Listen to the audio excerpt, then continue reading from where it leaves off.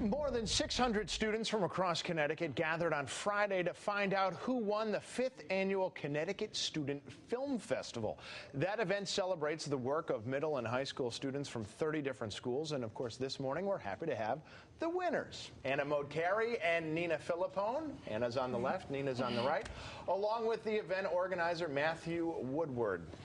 Nice for you to join us. Congratulations to the two of you. Before we even get started, why don't we show the trophy here? 90-second film challenge for the 2013. Let's get my head out of the way there. There we go. While I am showing this trophy, tell us, you're both freshmen now at the Engineering and Science University Magnet School in New Haven, correct? Yes. All right. Well, start by telling us about the film. What's the film about? We did a stop-motion film about energy, different kinds and different types of energy. We wanted to make it interesting for all ages, not just high school. Yeah. Yeah. Now, where'd you come up with the idea that you wanted it to be about energy? Well, it was a criteria that we had to do, so we had different options. We could do the math topic or diversity, and we chose energy because we like science. Okay, fantastic. And now this is what I really want to know about. Stop motion, as you can see right now. This is how they do claymation. This is how they do certain kinds of animation.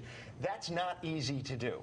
That is really labor intensive, I imagine. Yeah. Why did you decide stop motion first and foremost? We wanted to challenge ourselves. I think that's really important to improve